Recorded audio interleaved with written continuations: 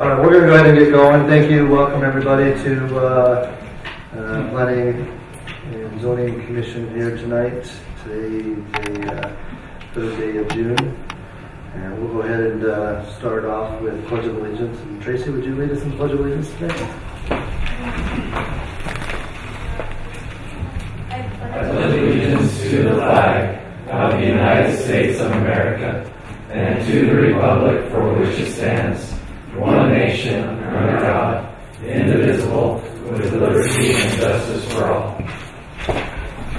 So we'll welcome you to tonight's meeting. We will, at appropriate times, we'll invite people up to make comments and address the commission, and we'll let you know when those times are. So for right now, we will go ahead and entertain the first item on our agenda for tonight, which is the applicant for Verizon cell tower. And I'll invite Mr. Anderson to go ahead and discuss that at this time from the staff.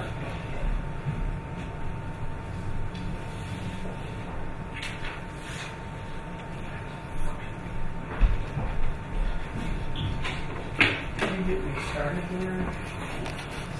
It doesn't work. It's on my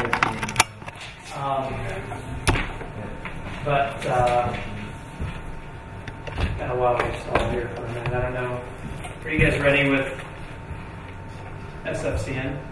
We are. Great.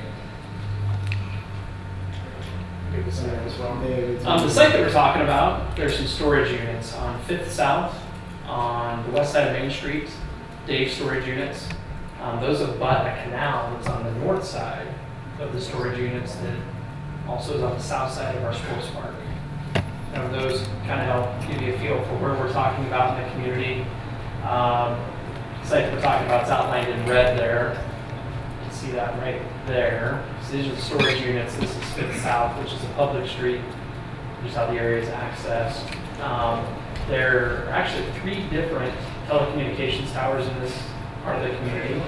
A big one here, and another one over on the Landmark High site, which you can see the shadow of right there.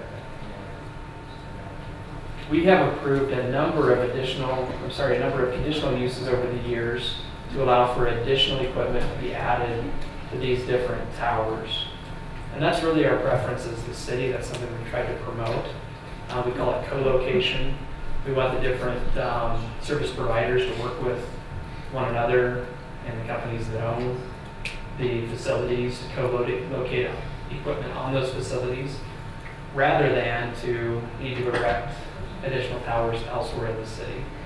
So in a case like this, with this proposal that's before you tonight, because it changes in technology, the applicant would like to replace some equipment that's on the tower and equipment that they're going to add in certain respects is larger than what currently exists on the tower, and because of that, we require a conditional use approval before we'll issue a building permit for that.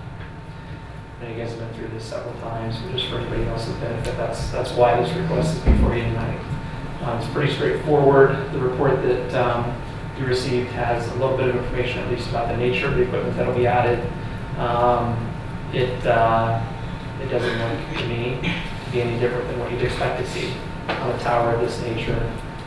Staff doesn't have any concerns at all with recommending that it be approved. In fact, again, like I said, this is really what we want to promote, using existing facilities to meet different companies' needs as technology changes, as opposed to constructing new towers in the city.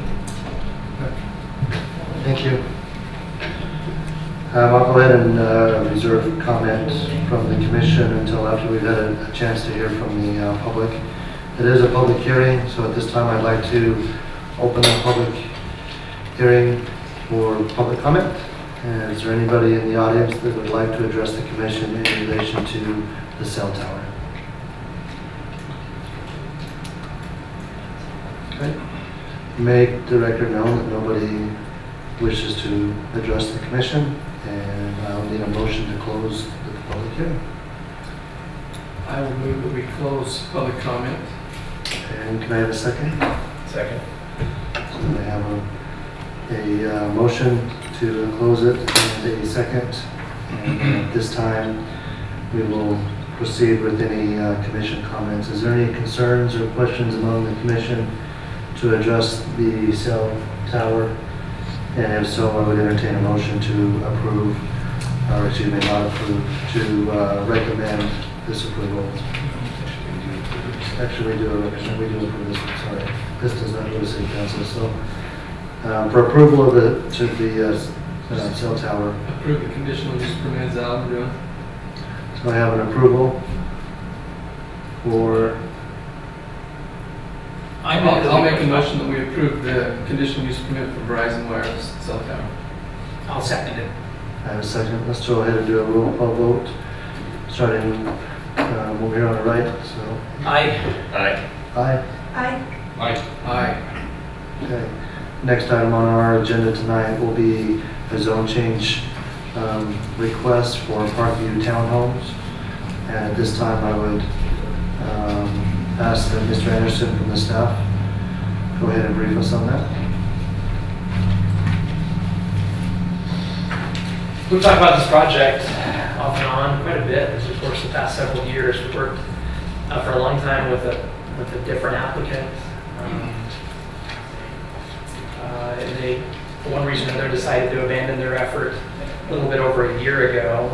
But largely, the proposal that we'll talk about tonight is similar to what we looked at with D.R. Horton. It was the previous applicant.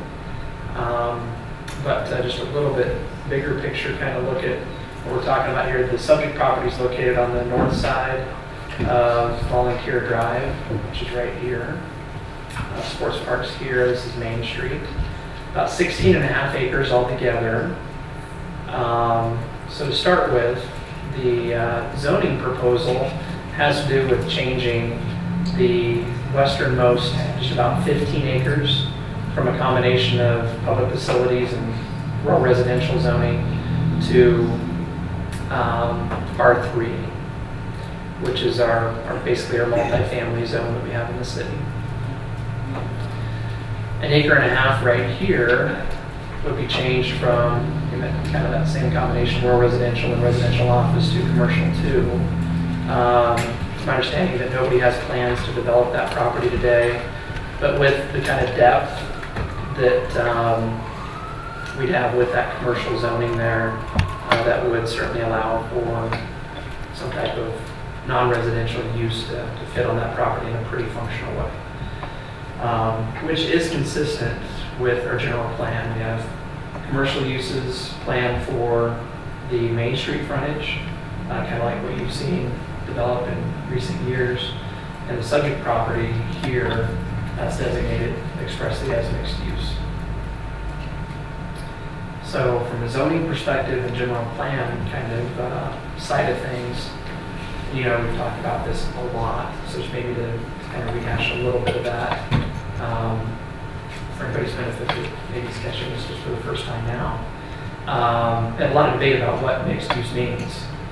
And you know, one thing that I really appreciate a lot of things about the CPAP project that we went through there recently, but having had a chance to speak with the architect that came from Chicago and the planner from Portland, different people like that, that and frankly, they've worked with mixed use types of developments a lot more than we have here.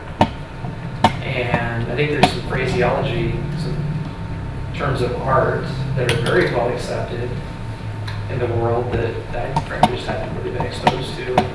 That, for example, you know, one being horizontal mixed use. You know, we try to define what this might be.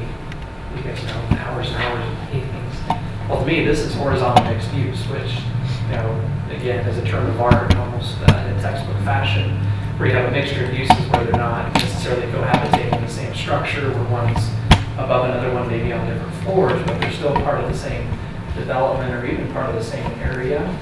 But the uses are distinct in a horizontal fashion, maybe even in different buildings, like what this would be. And that's accepted, that's recognized. Kind of in the land use design planning world, and that's what we're talking about here. So I was speaking with Deb and Andrew. It was great to have them kind of talk me through how you might see this type of a project defined. in other parts of the country. So again, general plan calls for this to be developed, some type of a mixed use development as proposed. We would have a combination of different land uses there. The residential part would include a total of 128 townhome units. The majority of those, the majority of the units that have any kind of relationship visually with Volunteer Drive will front onto Volunteer Drive. Some of you that have been on the commission for a while know that that was one very significant point of discussion that we had with the previous applicant, just relative to how the project should be laid out, how units should be oriented, and just aesthetically what we're trying to create with the civic space that we have to the south on the other side of Volunteer Drive. I'll talk a little bit more about landscaping and some different things that are proposed as part of this project to try to accomplish some of the things that we've been discussing for a while. But again, 128 townhome units. Each unit will have a driveway that will accommodate parking of 2 vehicles. They'll have to be at least 20 feet deep, as well as a 2-car garage. In addition to that, there will be just about 50 parking spaces dispersed throughout the development. The applicant's made a few different changes to the project as we've worked with him over the course of the past several months. One of those has had to do with dispersing guest parking as best as, frankly, I think they probably could throughout the development to make it relatively easy to access for people in different parts of the community. So from that perspective, the applicant does exceed the number of required spaces that we have. You know that when we talk about townhome projects, oftentimes we spend a lot of time discussing parking.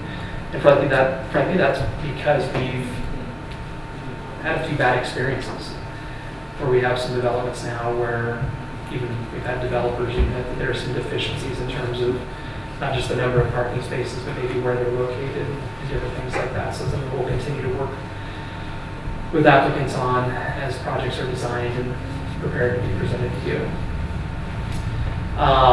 Talk a little bit about landscaping.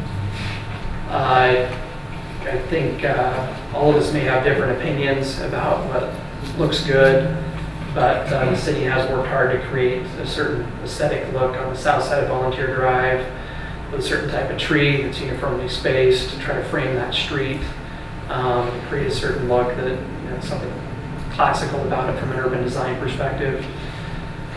The applicant's prepared this plan to mimic that on the north side of the street, which I think is a strength. Also from a landscaping perspective, we have some adjoining land uses to this property that we as staff believe need some special attention when it comes to how this development's designed. You guys know we just went on a field trip and looked at some industrial uses that are located here. I mentioned right now that where this project abuts another land use, as is the case along here, there will be a 6-foot masonry wall constructed. Now, for what we saw here, a 6-foot masonry wall is great, but there's some big stuff that will exist on the other side of that wall. So one of the things that we've tried to stress with the applicant, I think they've taken into consideration with the landscaping plan, is the need to have some very heavy plantings in that particular area. Same can be said here, where again, this is actually part of the property, it's part of the subdivision. This is the 1.5 acres that will be set aside for something else. That'll be non-residential in nature, and as such, the applicant's planned for that, plan to create something of a buffer with the landscaping, and as we require a wall to be constructed there. Everything else, frankly, in my mind, relative to just the landscaping plan for the project, I think is what you typically expect to see. There are some details that the applicants provided that you have in your report that I think provide a clear description as to how, in a very localized way, landscaping will be planted around the units, what the different plant materials will be, sizes, different things like that. And at least as designed, it's something that's very easy for me to support. I think they're on the right track, and it's what we'd expect to see.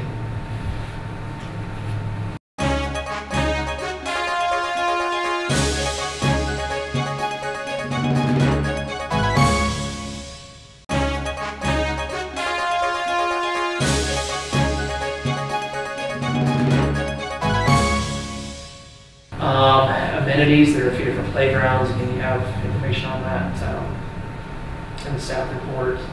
And with respect to everything I'm talking about, I'll let the applicant fill in any blanks, anything I'm missing. But just one other thing to touch on, before I touch on that, relative to 128 units on a property of this size, we're at just under 9 units to the acre. The maximum that we can consider is 12. You know, that when we've seen some other town-owned projects recently, we've been looking at the 11 point something that approaches 9 kind of a number. Oftentimes that's the case where applicants really are looking to put as many units in development as they possibly can. I think this project being what it is with units of this nature, which these will have a fairly similar look and feel to what exists in the Spanish Trails project, kind of to the north and west of this development. And this is a building, just by way of the footprint, the amount of space that it takes to fit these in to a design to take up some room. So kind of like with the Spanish Trails project, which I think they're at about 8 units to the acre in their town-owned part of the project. It'll be very similar here. Unlike some of the more vertical, a little bit tighter types of units that we've seen in some other projects. I'm thinking of the one over on 2550 East, for example, where you're about 25 or 30% more density, where you're pushing kind of the 12. And that's really a factor of just the amount of space that you need to fit this in. So density relative to zoning, the general plan really isn't an issue. We did throw a curveball at the applicant about 2 months ago now, where we realized that Volunteer Drive is going to need to be expanded. And this is something that we didn't bring up with D.R. Horton in all the months we were working with them, or at least at that point hadn't brought up with the applicant either. So it's fairly difficult to see with this image here. It's a little bit easier. Yeah, this is a good one. So the existing curve of Volunteer Drive right now is right outside of that kind of grade area. So that's the existing width of Volunteer Drive. And that's going to be expanded out by about another 40 feet. So as to accommodate sort of the 5 lanes of travel at some point in the future. Won't be striped or designed to operate that way for quite some time, but the model that we have for future transportation needs and the improvements that will come with that in the future makes it pretty clear that Volunteer Drive is going to be enough of a direct route from Main Street out to a new interchange that will be constructed in the vicinity of Center Street or First South 915, that Volunteer Drive is going to be widened. It's going to have to be. So we had some discussion with the applicant about whether this was the best time to do it with their frontage or not. Personally, I feel pretty strongly that this is the time to do it. And they've agreed to design their project accordingly. They'll be installing the improvements to that future build-out width, which is typically what we do with a development. And then they will be eligible to be reimbursed for a portion of those improvements through our transportation impact fee, which incidentally will just take effect here in another couple of weeks. So that's one thing that's different than what we've discussed with you in the past. And incidentally, on traffic, Volunteer Drive, arterial class road, that's one of the things that makes us feel comfortable about having this project located where it is. The traffic will be accessed directly onto Volunteer Drive or onto this other public street that we have that the school district built kind of works its way through the landmark school site. And that's what we try to do with projects that are a little bit more dense than your typical single-family detached neighborhoods. We'd like to have traffic routes that lead directly onto collector or arterial type roads, and that's the case here. So, with all that said, staff doesn't have any concerns recommending that the proposed zone change be approved. Again, that would have the residential part of the project zoned R3, commercial part of the project would be zoned commercial 2. And given the nature of this development, it's also proposed that you approve the infill overlay, which, like we talked about before in other projects, now really is our tool for approving any kind of multifamily development, which is to say that even with, I'll make sure Angie gets that in minutes. Wasn't that a donut? Even with the change to R3, the applicant really couldn't do very much with the project other than a single-family development. In fact, a single-family development with 6,000 square foot lots, unless the infill overlay is approved. So that's something of a safety net that we have to give both you and the city council some additional, I should say, considerable discretion in approving the project or not, because of that zoning component of the infill overlays. So it's a big project. We've talked about it a lot. I'm sorry to take so much time in describing it, but again, like I said, a few different things have changed. That's our recommendation. Thank you. At this time, I'd like to invite the developer to come forward. And David Adams. how are you? Answer any question you have. Good, good. Is there anything that you thought that Mr. Anderson didn't cover that you would like to cover? No, I think he covered it very well. The only thing I'll emphasize, I was before the council or before the commission on an informal basis, got quite a bit of input and have tried to put all of those comments and concerns into our plan. I believe we've done that. Are these entrances on the south side of the project, are they estimated or are those accurate?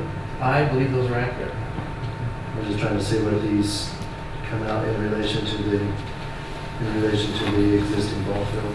Yeah, that is the ball field on that south side.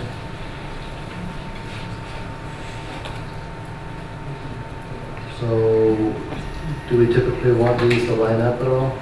Or where you have staggered here? Or is that, Typically, we would like them to line up. In this case, 700 South, which is right along the school, is built along that area, and it's kind of planned to tie in. We're kind of, with what we've built, stuck. However, staggered is better than just slightly offset. And in this case, we aren't as concerned in being offset on opposite side of roads with a center turn lane, a 5-lane cross section that helps people get in and out of traffic. so you're comfortable with this traffic plan then? Yes.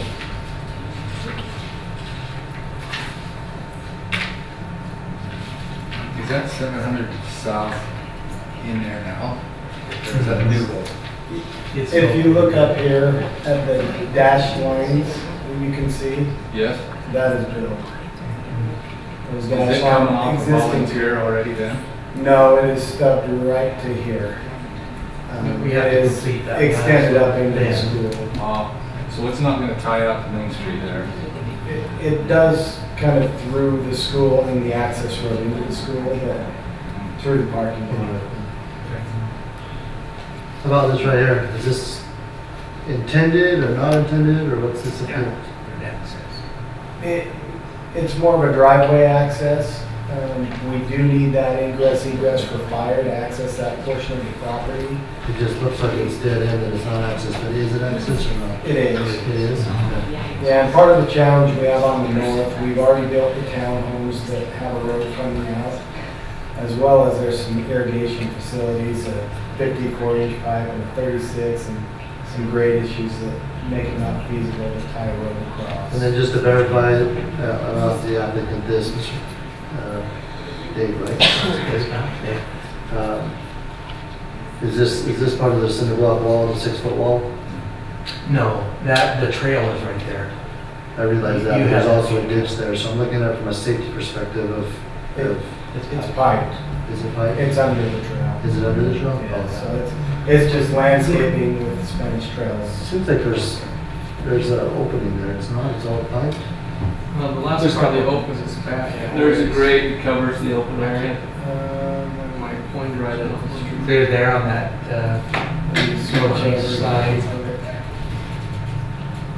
You can barely see the inlet box clear up there at the little corner. Right there? Yes, that's Okay, correct. all right. It's covered with a grate, been there a long time. And it's hard for me to see on your plans, this is a good look here, but I know there's darker colors here. Is it darker colors here because we're putting taller trees here to hide Yes, this? yeah, they're 30 to 40 feet. Right. My and my they're- legend here is still hiding the magnifying Yeah, glass, so yeah. I thought I'd I ask. have larger ones here if you need, I realize.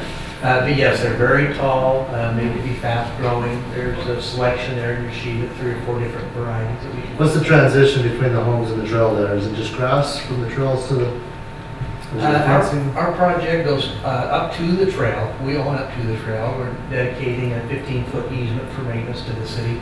But it will be landscaped right up to that area with bushes and shrubs, something that looks nice, that discourages people from cutting across, and yet it will look good from the trail.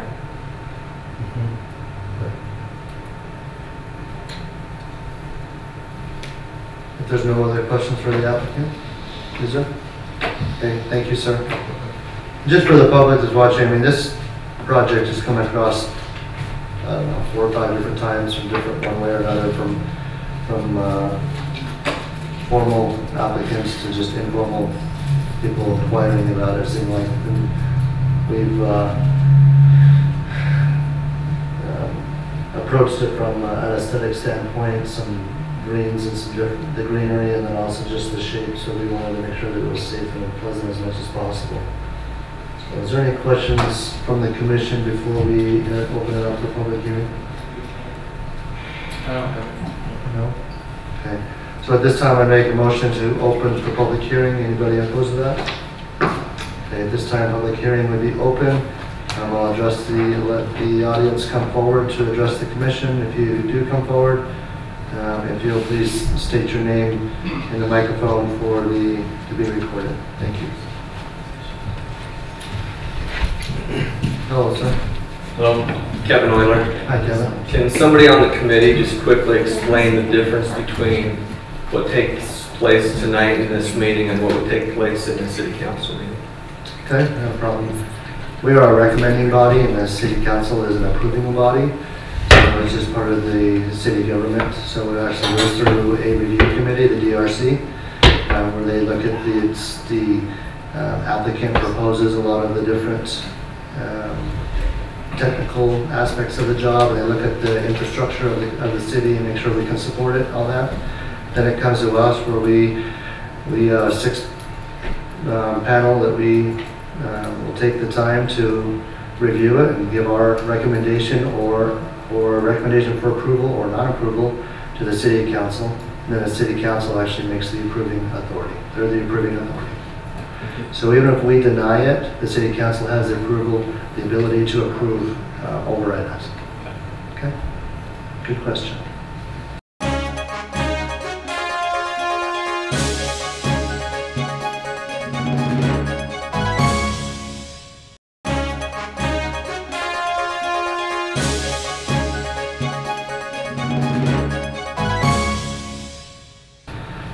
Anybody else in the audience would like to address the commission? Dave, did I explain that okay? Spot on. Yeah, that's good.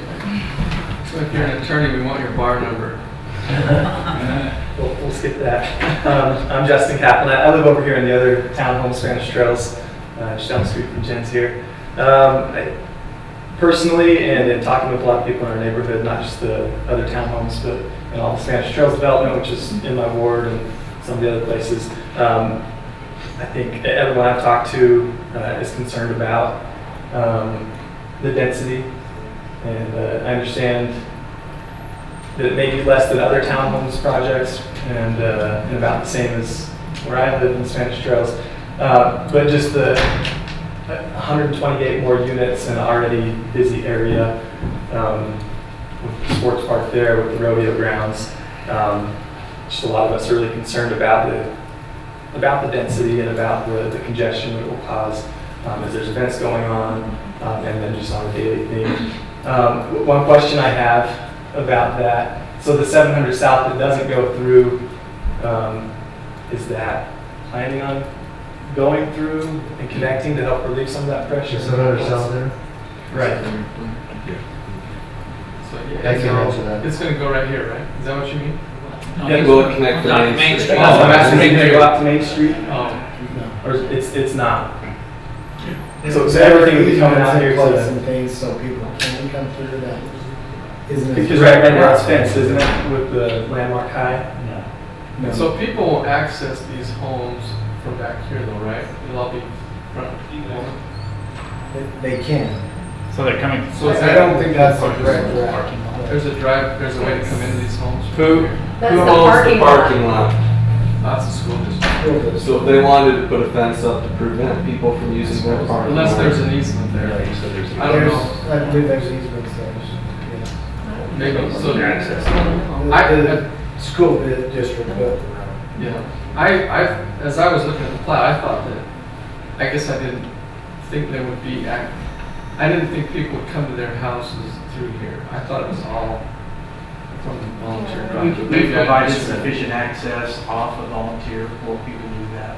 And that's what we intend, but we had to connect to the public road 700. I would think some people may want to take a shortcut on the way home, and if that got them into their yard quicker than going down to the. I guess I didn't see that they could see this drive. Okay. So Okay. potentially. That was just crazy. So I guess that would just go to my concern that all the traffic would be down here and not going out the other way towards Main Street. I think it would also increase the traffic going up Spanish Trails Boulevard, as people want to avoid coming down and around and just go straight up through Spanish Trails. And some neighborhoods there, which also adds, because of the baseball parks there, a lot of people park on the road, which is an issue in and of itself, but it would just cause even more. Just got painted red. What's that? Just got painted red. It just got, which I'm glad for that. I'm happy about that. On one side. Other issues that I've heard people say is talking about value of homes. Now, I went to a meeting with Mr. Adams here and heard other people opine that it wouldn't affect the values, especially if my townhome might not be affected, because I guess the price point of these ones is closer to about 200. Just under 200, where we'll start. But other people who live in just the regular neighborhoods are concerned about.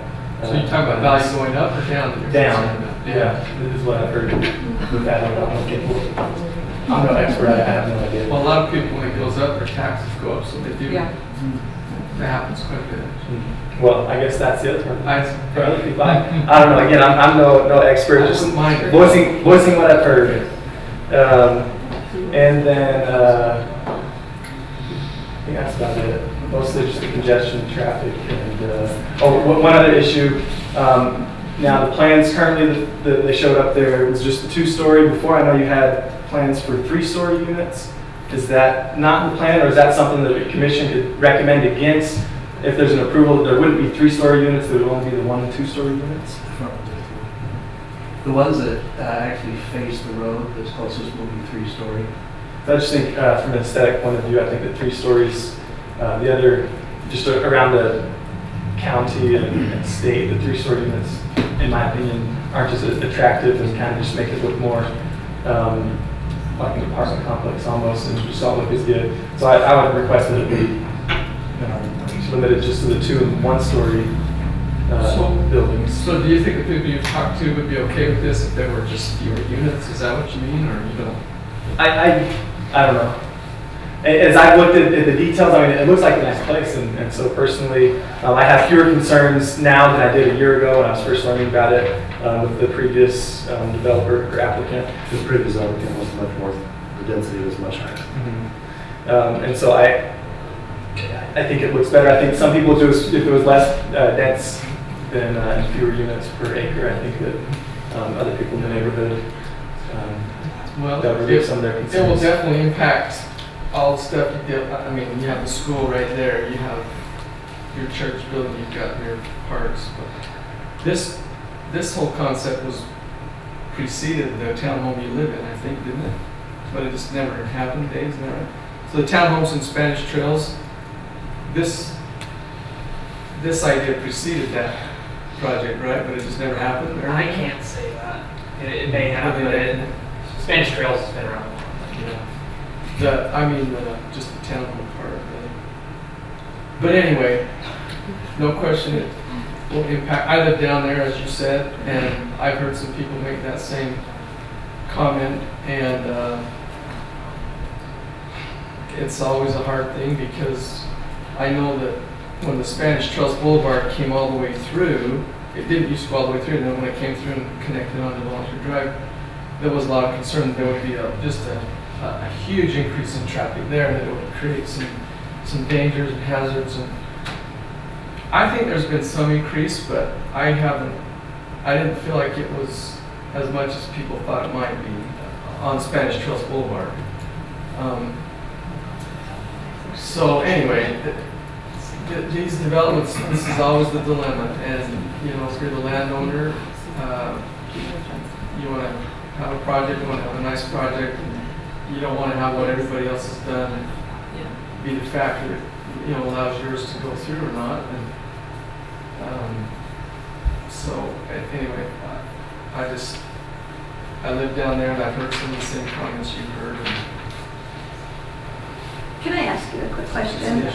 Just, this is a question that's just on my mind with the traffic and everything, and since you live there, you would have an answer for me.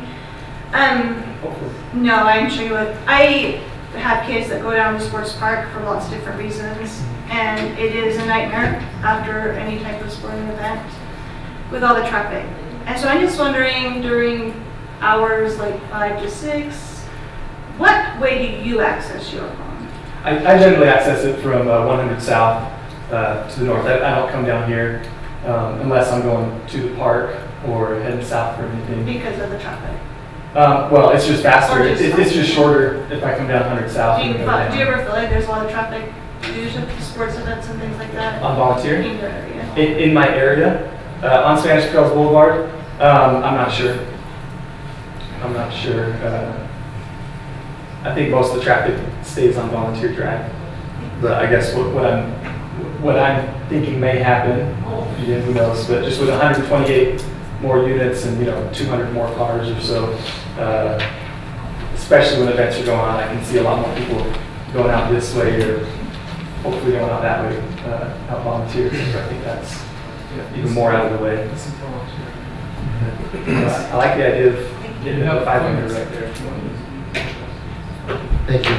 Okay, thank you. Oh, let me ask you one question. You talk about density and congestion, and then you tie that to traffic. Is there any other element that concerns you about the number of people in that area other than the traffic concern, or is it all about traffic? I guess with number of people comes, I think, more crime, probably, and just more stuff, more likely to, I don't know. Yes, I think there's other concerns besides just the traffic with more people. I haven't defined those in my mind, but certainly. Thank you. Thanks, Jeff. Give me 1 minute, will you? Yeah. I'm going to go ahead and read an email that was sent just because they weren't able to be present. So this comes from Mr. Jex, Cliff Jex. It says, Spanish Fork has not been a place for high-density housing. A position was strongly defended by the former Mayor Anderson. We would like to see the position continue. Even though it is promised to be high-end rentals, the units can be sublet or rented by qualifiers of government subsidies. Units in nearby towns have been purchased by builders because they have to have units rented out before they can continue building, then sublet. Sincerely, Cliff Jex. So, thank you, Mr. Jex, for sending that in, even though you weren't able to be here tonight. Okay. Kevin Euler, to answer Tracy's question that she asked previously about the traffic. The only occasions that I've ever noticed an increase in traffic and that I've myself been stuck in it are nights of events, either the rodeo, sporting events at the park, or the fireworks, or any time around 3 o'clock, between 3 and 3:30, when any mom is trying to pick up their kids from school, it gets backed up worse than a sporting event. And so if there's 128 more units in there, obviously the kids that live in those units aren't going to be driving, they're going to be walking, which you know, there's good crosswalks there, plenty of good places for them to cross. You probably want another crossing guard at the corner of West Park Drive and Volunteer. Right now there's a crossing area near the school and on the opposite side of the school, but they would probably want one right there on that corner. A couple of concerns that I might have and would like addressed. Are these units going to be under a homeowners association? The reason I ask that is, if that's the case, is the HOA, is the association responsible for grounds maintenance, for landscape maintenance on the trees and the lawn and everything that's on that side of the development? Also, with the roads, are those city roads, city-owned roads? Will the city be responsible for snow removal, or would the association be responsible for snow removal? Having lived in an association. Are you saying within the development? Within the development. So the 180 west over here, the 700 south, and then obviously all of the areas between where the parking stalls would be. Having lived in an association on the east side of town that had very narrow roads, the city would not take on those roads, and so the association was responsible for hiring someone to remove that snow. And with the roads also being very narrow, it became an issue for us as an association when we had some very massive snowstorms. Where do we put that snow? What do we do with that? So that would be a question I would have, is what plans are there for snow removal? Another question, are there any plans in this development for retention ponds? I don't know if I can't tell by looking. I know with most new developments that are going into the city, retention ponds are part of those developments, and so I'm curious as to whether there's anything with that. And then my last comment or question would be the consideration of class sizes with this many, the more high density housing you put within a certain area. Obviously, you're going to get more students that attend a school. Has that been considered with Riverview Elementary right there? How are current class sizes, and how is this new development going to affect those? So those are some of the questions and concerns that I have. Thank you. I'll try to address a few of them. So as far as class size, that's a Nebo School District thing. So it's not part of our process. Yes, it's a concern. As a parent myself, we don't want class sizes. But Nebo School District does their formula in determining the class size. It's not really a city function. So is that an answer okay? So I have to look at my staff to make sure I'm doing things right. So, and then as far as the ponds, whether there's a pond, there is a water process through all of the preliminary plans as approved by the DRC and the staff that meets our water needs. So there are different methods in which water is retained. And there's some new concepts that was even talked to us tonight. But there will be some water retention processes. It does show a retention pond right there. I think there was one right here as well. Is there any other supporting? And the other thing you can't see on here, we've incorporated a lot of underground type systems. And in the details on the engineering drawings, there's a lot of underground chambers and things along the front, off the side of the road, along the road here, and in the open spaces between units. So it's not above ground ponds and things like that, it's underground. And it all gets connected and overflows to a pipe here at the plots all have to be approved. So. And all of that stuff is worked by our engineers in the city.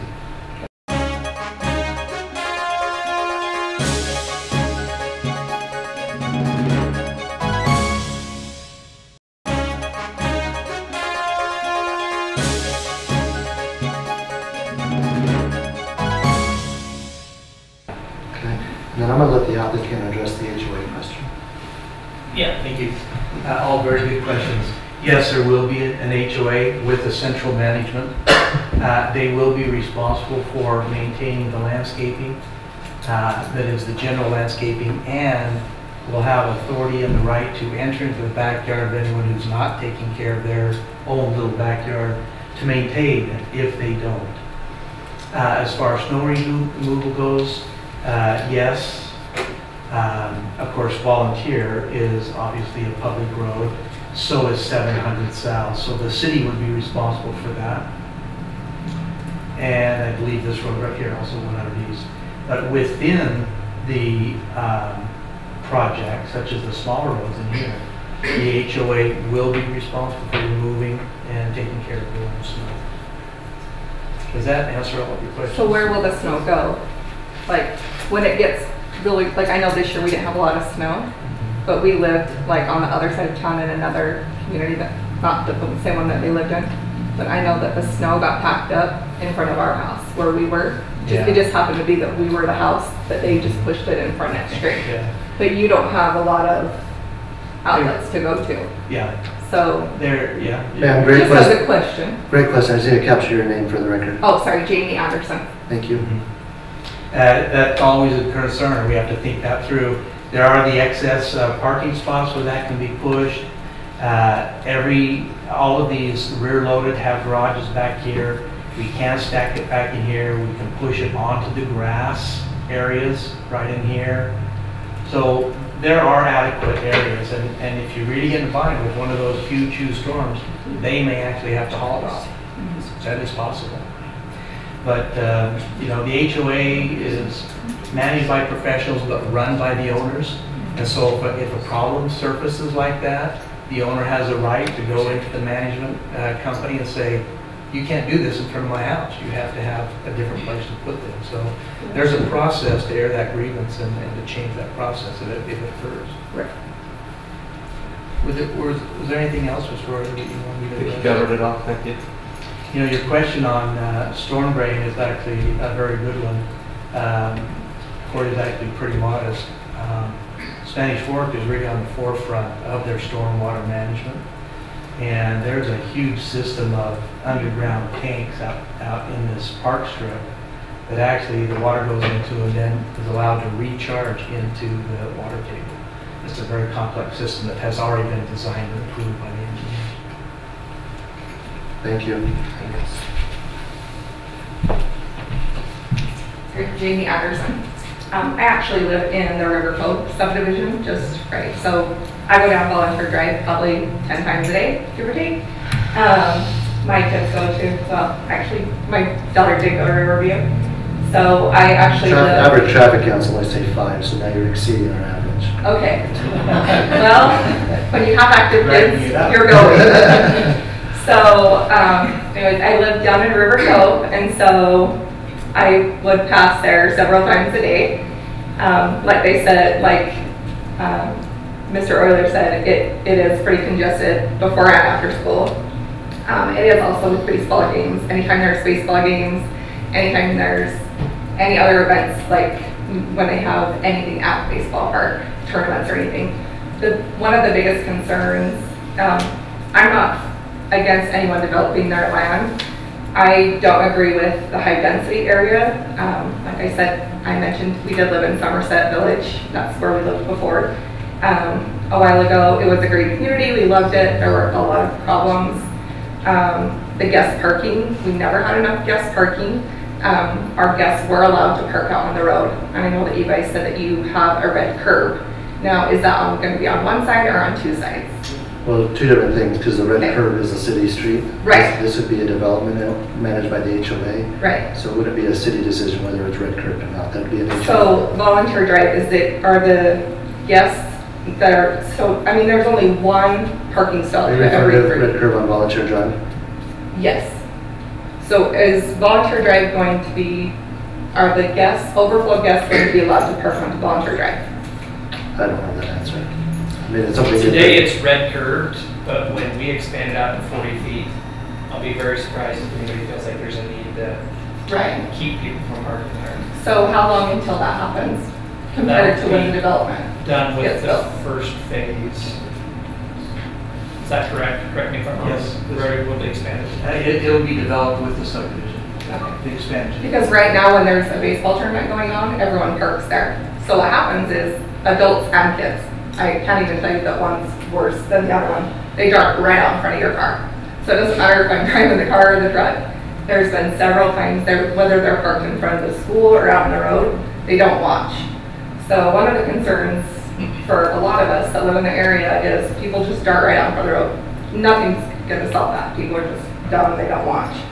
But the biggest concern for me is the kids that are gonna live in this. It's gonna be probably younger families that are gonna live here. So the kids are, the thing that's gonna appeal to the kids the most is the awesome park across the street. I know when my kids were little, I drove down from Somerset, we would go down to that park because it's awesome, it's a great asset. Well, they're not gonna go to this little park here. I mean, they're gonna go across the street and kids get out. So my concern is with the traffic, even on any like regular day, kids dart out in front of traffic. And there's, What do you propose? Additional walk or? I don't know, like, I just think the way that it is with the houses facing front, it's just such an appealing thing for the kids to see. I mean, no matter what, it's gonna be something that the kids are gonna see. That's just like the worst fear that I have of anyone doing that. And the high schoolers, during high school time, there are 100+ kids driving down that road hauling, but for lack of better words. Do high schoolers use a volunteer drive? Yeah. I mean, obviously people in the community, Yeah.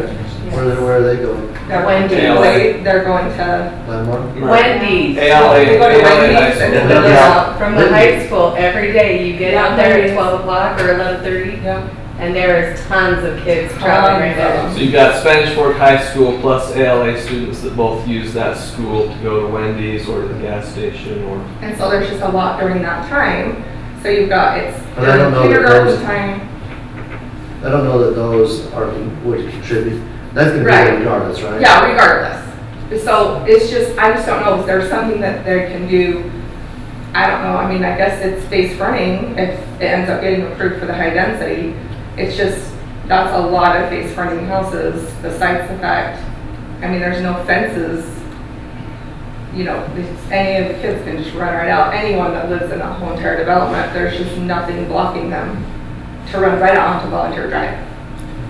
So is it the nature of the setup, or is it just the volume that worries you the most? I think let's say it's it the was half. volume. I mean, if you have 40 houses in there, you're not gonna have Just reduce the. You're not going to have 300 kids probably in 40 houses. You might have 300 kids in 128 houses, easy. So that's one of my biggest concerns, I guess, is the So kids the- and a high school kid hitting a kid, which is, Yeah. anyways. The road, will it be, I think you said this, but the road is, it's going to be widened and be more lanes right off or not right off? Not more lanes, but Just wider, with still 2 lanes, the right? development can Okay. put the lanes until the rest of it. Yeah. Okay. Okay, I got a question for Dave on that road width, Thanks, Gene. being as big as it is. Some of your drawings for Let's continue with public hearing though before we get okay. to staff. Hold on, I want to write it down. Let's continue with public. So go ahead and get the next one. I'm Melissa Oldham, and I live in River Cove as well. Okay. I have 6 kids that, 5 of them who will, 2 will be going to Riverview again. I have a high schooler, well 2 high schoolers, and then I'll have one in junior high. So Your high schoolers aren't the ones going fast though, right? I never said they went fast, I just said there's a plethora of them. I try to avoid that dugout at that time at all costs, or I'll meet my son there to pay for his stuff. Here's my concern. As a developer, I know what your job is, and that's to make money. I'm not a developer. I know, I'm just saying what I believe a developer is. They are not concerned for the area. I know that there are trees that you say will beautify it and stuff. That's not my concern. I couldn't care less if there's trees or not. What I'm concerned about the density of people. You said to Mrs. Anderson, you asked, well, what do you propose? I propose that there's not as high as the density of people in there. She talked about kids going across the street. I believe the same thing. I have a concern for that. Not only because we use that public playground as well. So then all of a sudden you have a facility that has mothers coming with their kids, and now it's right across the street, so now all we have is just kids.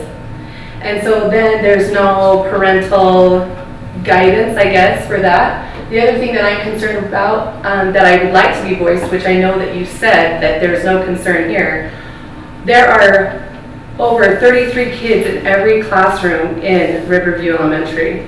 You add more kids to that, and then we're out of luck. And I know that you say that you're not concerned about it, but I feel that as our city, you should be concerned about it. He was just saying it wasn't our, we don't have a say in how the school does here. But it still should be a concern. Well, sure. Maybe you don't have any say about it, but it is a concern. And I understand what you're saying. Here's the thing. You've got a nice place to live and a nice school to go to, and it's a real good situation for your neighborhood, for my neighborhood, for most of the people here. Now all of a sudden, we don't want to upset that by adding a new neighborhood, but the concerns, my point is, the concerns that are being raised are going to be an issue every time a new house or a few new houses are built. No, not necessarily though. You take 128 apartments. Even if you have 40 units going in, 4 children per household, that's another 160 children. Okay. So all of a sudden you have some of these same concerns, just not quite at the same magnitude. See what I mean? But okay, so we go from our classrooms from 33 to 35. Well, that's hypothetical. You don't know. Well, I know, but you're the one that brought it up. Right. Well, yeah, because I recognize it's an issue. All I'm saying is we can't do city development. I don't think it's proper to do city development with too many hypotheticals or too many. I have a good situation. I don't want it to be rattled or changed. Is that how I'm coming across? Well, I'm just saying that my experience with the development is anytime you add something new, you have an existing situation that will be impacted. So and pretty much you're saying very that... Very rarely do you want a change in the good situation. So pretty much what you're saying though is if we ever have an opinion about it, we shouldn't. No. Because it's going to be a change. I'm not saying that at all. Take Lehigh, for example. They had a situation where they had road in and road out. And so they had a huge traffic problem. And you had a city developed way back off the freeway that had all these people trying to come out through Lehigh to get to the freeway, and there just wasn't nearly enough, there just wasn't enough capacity to handle everybody. They've improved that a little bit now, but it probably wasn't a good idea to approve all that they did. And if they could go back, they might change how that worked. And we shouldn't do anything here that causes an undue traffic problem or safety hazard, and we would never want to do that. I mean, my children went to Riverview. They're all out of Riverview now, and I don't like the idea of having more and more kids per class, but you know, the school district will have to handle that just like it does every change that comes to a city, if that makes sense.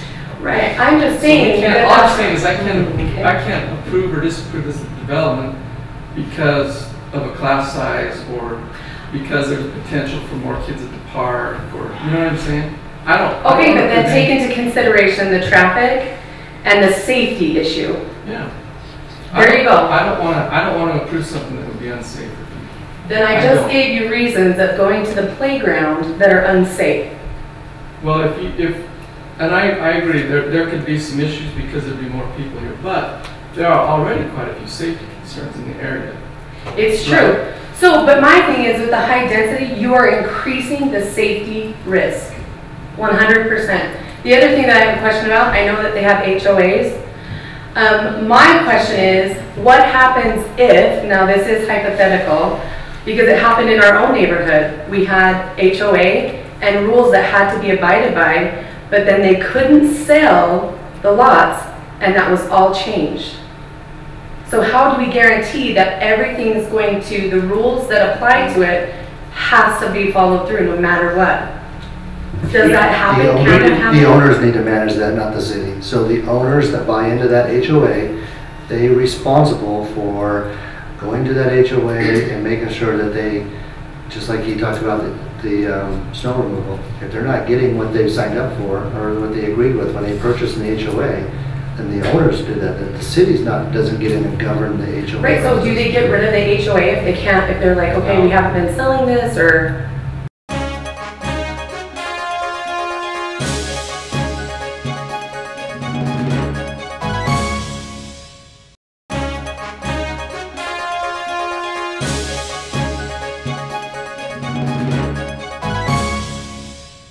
Is that what happens? Well, the owners could come together, as Mr. Adams said, and they have the authority to manage the HOA. They can vote new people in to manage Depends on it. what's in their bylaws. Yeah, and they could do away with it completely if they If they vote that 98% of the HOA has to approve something, and that's in their bylaws. No, is that right from I the see your beginning? concern, it's just not a city function, the HOA is not. Well, like, there were certain rules that had to be abided by for our neighborhood. And it was like your roof had to be so high, there had to be so many square feet, and that changed when they weren't selling lots. Yeah. So now the value of our home has changed because of that. So is that something that can happen? That they, Sure. right here, here's a rule that it has to be this, this, and this, but then everything's been planned and they can change it to, nope, we're gonna do this, and it cheapens it, if that makes sense. Cosmetic changes could be made that way. I mean, they couldn't make a change that violates the requirements that will go with the plat for the home. Like how many people? But, you know, I think if you ask 9 out of 10 people, what do you think of HOAs? They would have probably a negative opinion. Okay. Because they just don't work as well as we would like them to in some cases. Okay. But it really comes down to the people in the community there that will have to, they can have as good or as bad of an HOA or well-functioning or not well-functioning as they choose. I really couldn't care less about the HOA, really. I just thought that was, you know, things that, the rules that changed, if that makes sense. So where you say that it's just their HOA, they can get away with it, then I don't have any concern about that. But I'm just worried that he can change certain things if it doesn't sell. So those are my concerns. When you say he, who's he? The developer.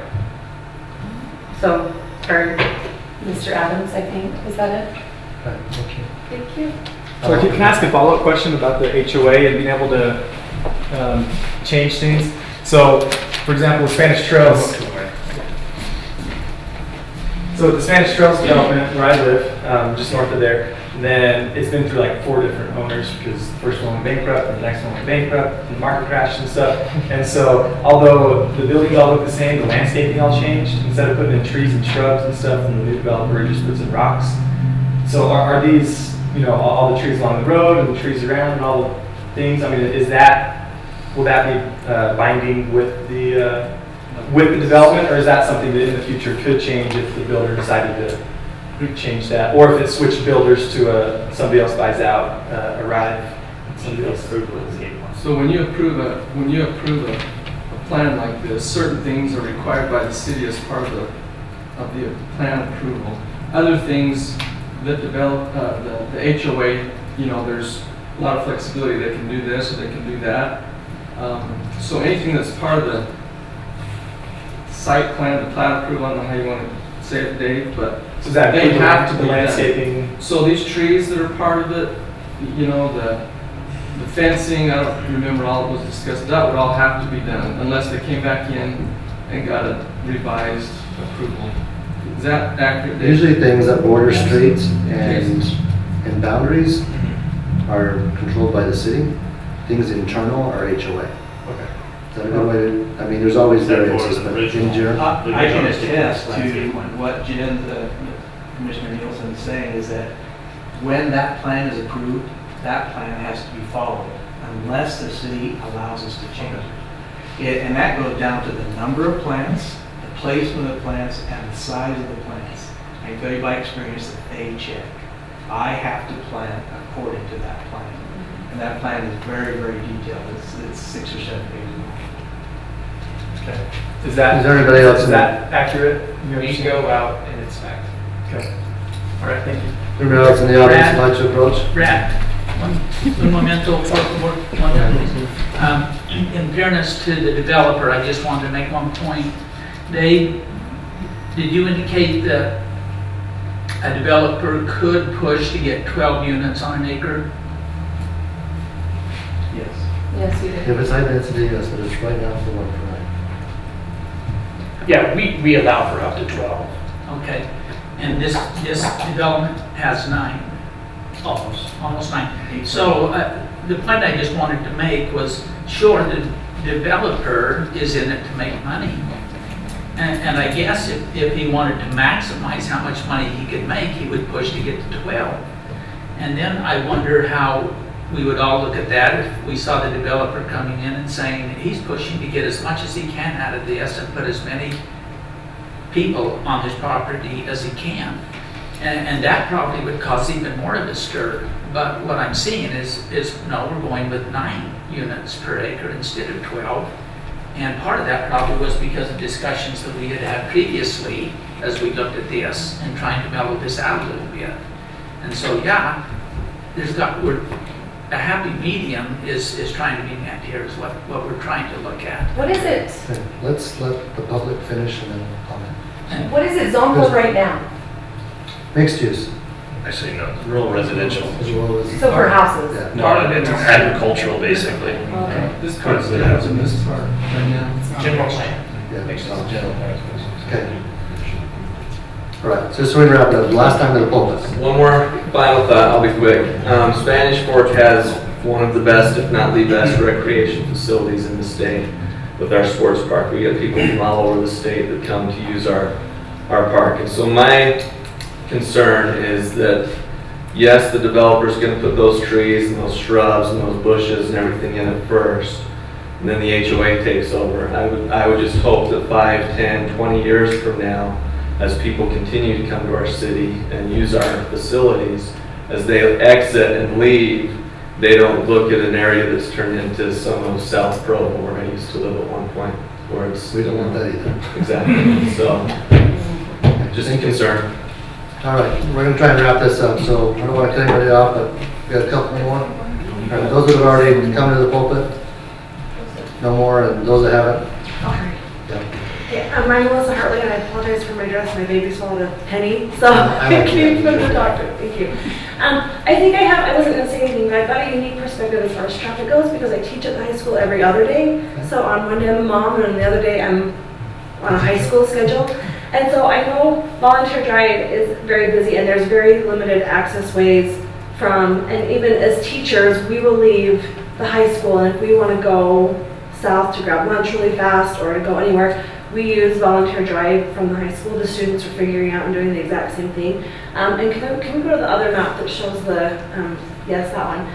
So it shows the sports park and Riverview, but it's not showing ALA, which means, well, it's so far away it doesn't really matter.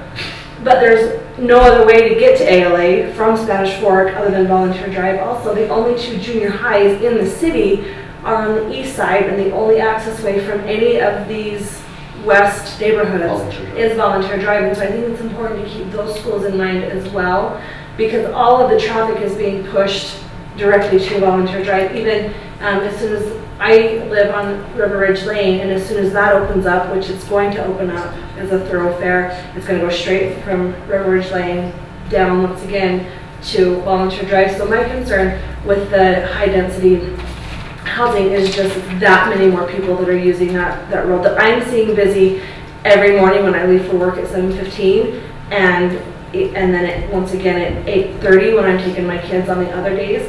And then the other concern that I have is my family is from Spanish Fork. I showed livestock at the fairgrounds my whole life. Like, I love that I get to live down here. My grandpa's got a farm just on the other side of Main Street. So this is my stomping grounds, and this is where I grew up. And something that I love about Spanish Fork is the small town feel. And I realize that we're going to grow and we're going to get bigger. And I chose to live here too. And I have a brand new house. And so I'd be a hypocrite to say, don't develop. I think that's unfortunate to say that, but I do think it's unfortunate if Spanish Fork were to lose that small town feel, and where you've got all of this agricultural land and all of that community feeling that we have. The fairgrounds are still just right there. They're used for the rodeo, and if we bring in the high density housing, I think it detracts from that feeling of what Spanish Fork started from and what it is and what so many of us love about it. Thank you so much. Good perspective. I like everybody's passion. My name is Rose Kosinski, and I live in River Cove. And my question is, Is there a time frame that they have to develop this property? I know that the developers have other properties that they have proposed to develop and that's on hold. So I'm just asking, is there a time frame, you know, for this to be developed? The property River Point development is going to add more homes in the same area as well as these condominiums, and yet it's adding to the confusion, to the congestion, and everything else as far as the schools, and there's not showing a lot of area that schools can be built here. So I'm just asking, you know, have you thought, how much time frame do developers have to actually finish a project? Okay, I'll address that. Thank you. I'll let the staff in just a second. Right, next. Hi. I'm Ryan Oldham. Hi. Melissa's husband. And are you as passionate as she is? She's a lot more passionate than I am. That's why I married her. That was positive. I thought I liked your passion. That's why I married her. I love her passion. She tells me I need be more passionate. So additional concern, I echo all the concerns that have been, you know, the congestion and everything. But in addition to the congestion that there already exists because of ALA and all the residences that already use Volunteer Drive as an access. Tonight I heard for the first time there was a mention of another freeway exit being put in. I know, well I don't know because I can't predict the future, but it's a strong belief of mine that everyone that lives in Salem will be using that same one and coming down Volunteer Drive. We'll get to that in just a second, all right? Because I know my brother would. He lives in Salem, and he'd be coming right down that road if there was an access there. So he'd be a lot much quicker. Because he won't stop and say hi. Right. He'd want to stop and say hi and then head on his way home. And that would be a concern because and I do appreciate that the density is 9 instead of 12. That's better than 9's better than 12. I did go to school in Spanish Fort too, so I learned that part. And 9 is better than 12 when it talks about density. But just that much traffic with that many little kids running across that road is a concern. I mean, there's no kids there now, and there's already kids that feel like they would rather walk down the road than use the sidewalk. I don't know why, but they just decide to walk down the road anyway. And you had the skateboarders, the longboarders, and then the bicycles, and then everything else. And it's just absolutely. And then concern was talked about parking, and there seemed to be some confusion from the council here. Why parking on Volunteer Drive would be a concern, and that is, I've never lived in an area like this before, but I have had friends and family live in them, and whenever I go there, there's never a place to park. They always say, sure, there's additional extra parking and stuff, and I guess these two pieces here, right? But I mean, if this is going to get full quick, and no one's going to park here, they're going to park here and walk across to there. So that's a concern for me too. Is just, I mean, this family here blesses their baby, and all of a sudden everybody's parking here and walking across the road as people are coming home from church. It's just a lot of foot traffic along that road is a concern for me too. The church for these guys will be up here on the east side of town. We live in Spanish Fork. We know you pass 2 churches before you get to the church you're going to. You know what I mean? I mean, I pass 2 stake centers before I get to my stake center. So I unfortunately live really close to the church I go to. I appreciate that, but the LDS church decides to change things all the time too. It's like, oh, you're going to go over there now. So Ryan, this is just, I mean, I kind of mentioned this with your wife, but how do we and how does the city council deal with this dilemma, which is, how do we approve or not approve new developments? Because they always bring with them these questions of increased, all these things. And so there's, I think if this were 40 units then you'd feel better about it, but it would still be an issue, I think, wouldn't it? It would be. There's just no way to, all I'm saying is just no way to completely resolve all these concerns that come with growth.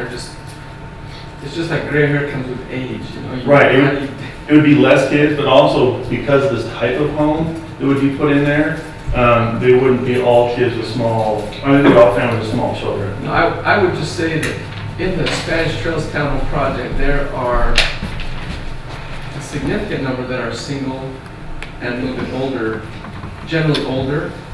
So not all small families, although I agree that many small families would be there, but these days there are a lot more that are retired or single, a little bit older, so it might not be as many small families. I don't know. Being directly across from the sports park, I would suggest, or I would, again, predict in the future, I would believe that it would tend to attract younger families who would want access to the place sports for us park. to have our kids and bring I mean, that's where I would, if I was that age, that's where I'd move. Right across from the sports park, absolutely, that's what I would do. So are you Byron's son? I just have one other question. Is Byron your dad? He is my uncle. Okay. I love Byron. He's one of my many awesome uncles. I've got lots of them. And he's one of them. I like Byron. He's a good guy. And then one other concern, the value of homes was mentioned. I built in River Cove, put a nice home in, was given certain assurances that there were bylaws that had to be followed and everything. And then, you know, I was told that my home would not be one of the more larger, more expensive homes in the area. It'd be kind of average. But it turns out my home is one of the bigger homes in the neighborhood because everyone built smaller homes. And then other portions of that development were then rezoned and replanned to put even smaller homes in. And it's, I know you mentioned we're trying not to become South Provo, but I have a dreaded feeling that it's starting to feel more and more like South Provo. And having said all those negative things, I do want to say I love Spanish Fort and all the wonderful planning that's been done. I think as far as planning goes, Spanish Fort has done a better job than almost any other city in Utah County. I think you guys, we've done a great job. I shouldn't say we haven't been part of it. But you guys have done a great job. Just being here, I love what I'm hearing. Making your comments makes you a part of it. We appreciate your comments. Thank you. And I love it. And you guys have done a great job. So I do appreciate all that you do and all the work that's been done. And that's my good stuff. I think I'm finished. All right. Thanks for your time. Well, I'm going to make it.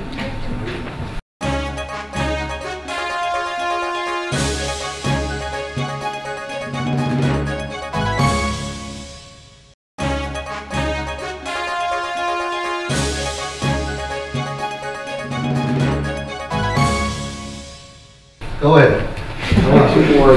You got 30 seconds and I'm closing this. I'm Blake Bigelow. I moved here 4.5 years ago from Saratoga Springs.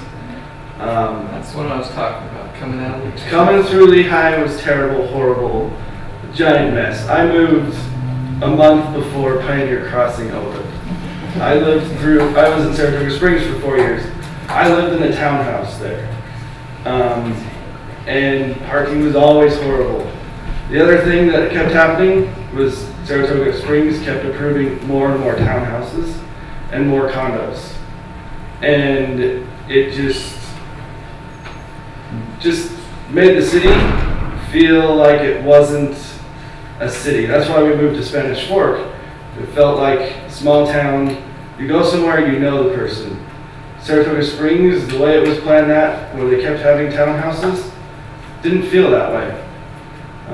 Though, you know, I know it's an emotional decision, but still I would encourage you guys to put that as in there in your thoughts of approval or, you know, suggestion is think of what the city is, why people come here, you know, all the people that grew up here, stay here. It's because of, you know, the city was built a certain way and has certain housing density and plans that way. Thank you. Thank you. Okay, one more. I have to make it mad because I went in front of her. She wanted to get her too. My name is Ryan Tanner, River Cove area as well. I also have been very impressed. We've lived here for 13 years on the other side of town towards the canyon. Very impressed with Spanish Fork's planning of their city, and would hate to see a similar thing happen to what happened to Saratoga Springs. My concerns I wanted to bring up, and just to reiterate, I know they've already been, some have been already brought up, but the Main Street right now is kind of a nightmare between 4 o'clock and 7 o'clock. And while we're talking about how we're going to expand Volunteer Drive and make it wider, we're not talking about how to get to Volunteer Drive. It's not access to a freeway, at least not yet. Does anyone know when the new freeway ramp? Okay. That's a huge thing. I think that's going to be a problem if you don't have a way to get to that, because Volunteer is quickly becoming a main road in Spanish Fork, and you need access to the freeway. Right now we have Benjamin and you have North Main Street, and you've already seen a ramp to get onto North Main Street as you're heading northbound to get on I-15 is already getting backed up there. So I think that's a concern, especially with adding high density housing on the south end of town. I see that being an increased concern. The other thing I wanted to bring up was, it was mentioned earlier that this was, proposals for this have been brought up 4 or 5 times and been not approved for different varying reasons. No, it's never come for us for this decision. Okay. So there's been several times where it's been approached for people have informally presented plans to us, or they've come and inquired, but it's never come to us. I take that back. One time it did, and then it ran out. Okay. Changed ownership. So okay. Not because of approval or disapproval, just because of the economy and the applicant changed hands. Okay. And when it changes hands, it has to be gone through the process again. Okay. My wife wanted me to bring up the, as far as each one of those units will have a two-car garage. So you're talking 148 units, is that what it was? 128, multiply that by 2 cars.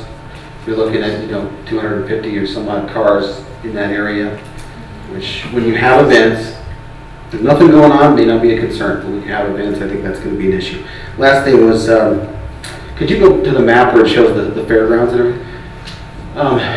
What I see happening here is with the great park areas that we have in Spanish Fork, I see some boxing in happening here, especially with the fairgrounds. We have that awesome stadium that was just built a few years ago. I would think we would want to be expanding park areas. You have some ball fields north of here as well. Expanding park areas, and what I mean is not parking areas, but park areas, including places to park. When you have events like the rodeo that are going to take up, right now they're parking clear down in the neighborhoods of some of the people that are here to get to the fireworks, to get to the rodeo and things like that. So that, for future needs, I mean, that stadium is a jewel of this. I mean, that's one of the things you want to feature in the city. Right now it's on the far south end of town with limited access, and everybody has to come down, clear down Main Street and figure out where to park, or from the south end. So I hope that's taken into consideration as well. That's it. That's all I got. Those are great points. Thank you. And would you like to come up, ma'am? I promise I'll just sit down. I would not dare close the meeting down. Thank you for my for me. I'm Tanner. Just a few things. Most of it's been covered. But I sell real estate, and I listed a house in the River Cove area, and I listed a house up off of Canyon Road, about 2300 East. They were a little slightly different, a couple more bedrooms up on the east end, a little bit more square footage on this end, but it was about $100,000 difference in the property value. This is a fantastic area. It really is, a great area, the ball fields. I have people all over the state saying, I just came to your ball fields. It's such a beautiful town, such a great place. I want to preserve that. And I just don't know that high density housing is really, that's the best spot for that. There's places for that, up on Highway 6, that's great. It's right on the highway, right to the freeway, right to the grocery stores. Great spot for it up there, but I feel like this area, kind of like my husband said, it's kind of odd. I grew up in Orem, and so, you have like the really nice neighborhoods, and then you have the old neighborhoods, and then the orchards, they just kind of sold off bit by bit, and I think this is such a great area, and I'm proud to be a part of this town and live here, and we moved 3 years ago, and it was the best decision we made to stay here, and I would just want to, continue on this awesome neighborhood and the ballparks and the fairgrounds and all that. So. Thank you so much. Good way to end. So I'm going to go ahead and make a motion to close the public hearing. Thank you for all your comments. Do I have a second on that? Second. I have a second to close the public hearing. Is there anybody opposed to closing the public hearing? Okay. I want to say thank you, first and foremost, the professional way that you approach it. I know there's a lot of emotions and feelings and passion. So, I'm sorry. No need to apologize. No, I like it. I'm saying it really, I am really saying it positively. I mean, I've been up here for 5 years now in different roles, and I like it when the city comes because it helps us formulate a decision. You know, sometimes when you guys make our decisions harder. Sometimes you change our minds, but I really invite anybody that's listening. I know that's on Channel 17 right now that we do want to hear your voice, and being a part of our community is where it starts, is you coming here and having a voice. So I want to say thank you. I want to kind of talk a little bit bigger picture, and then I want to invite the staff up because I know that Commissioner Tanner has a question and one let's address, and then also there's a couple that I wrote down that I don't dare answer that I'm going to let Mr. Anderson answer as well. So one of the things that I think it's fair to say that Volunteer Drive is an important part of our city, right, when it comes to transportation. It connects a lot of neighborhoods, but what I want to kind of illustrate a little bit is we recognize that, and that's one of the reasons why we went back to the applicant and asked him to reformulate and make it a 4-lane road.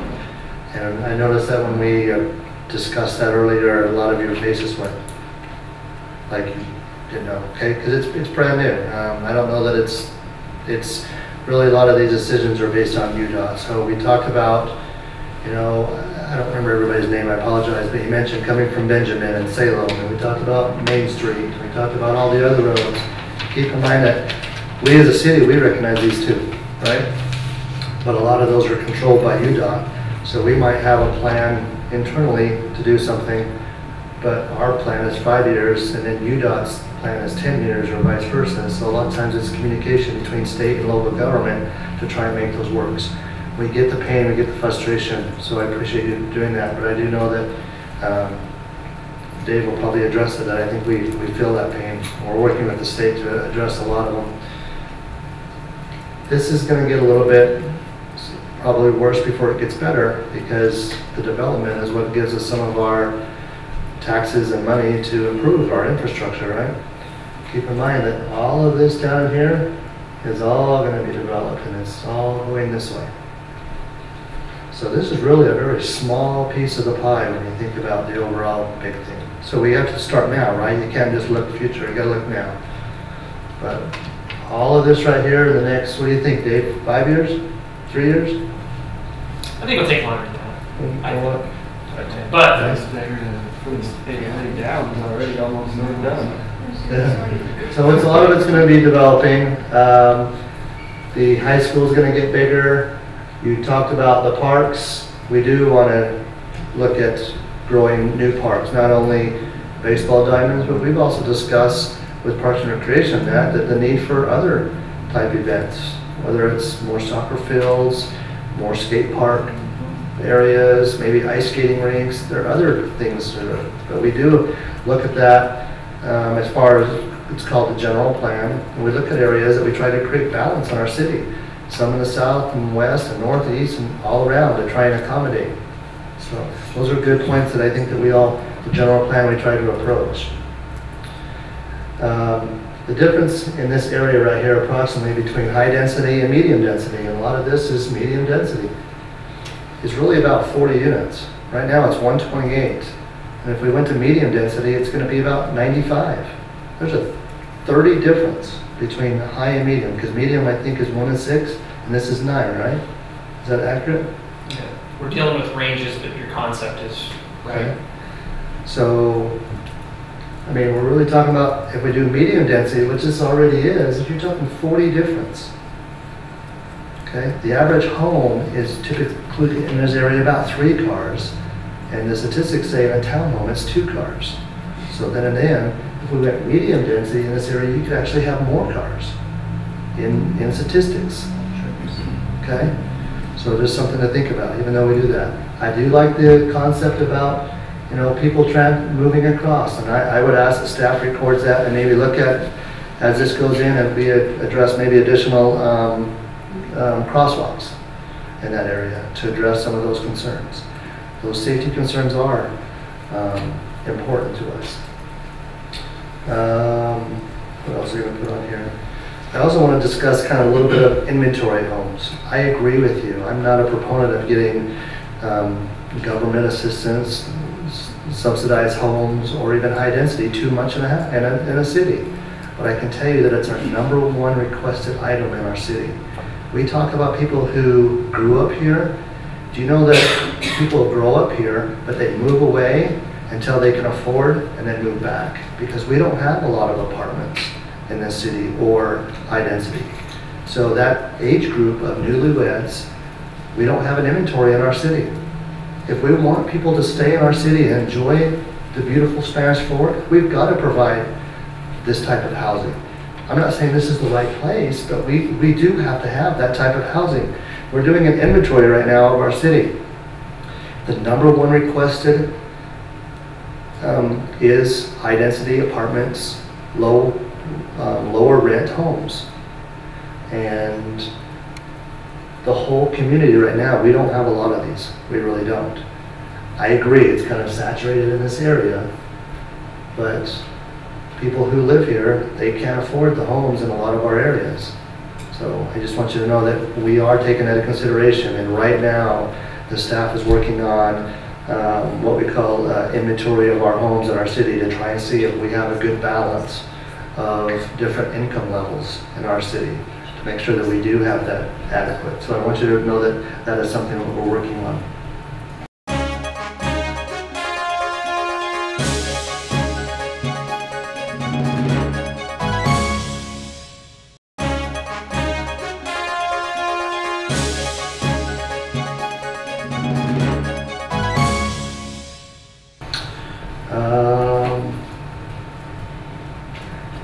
Okay, so at this time, I'd like to invite Mr. Anderson to come back up. I know that Commissioner Tanner had a question.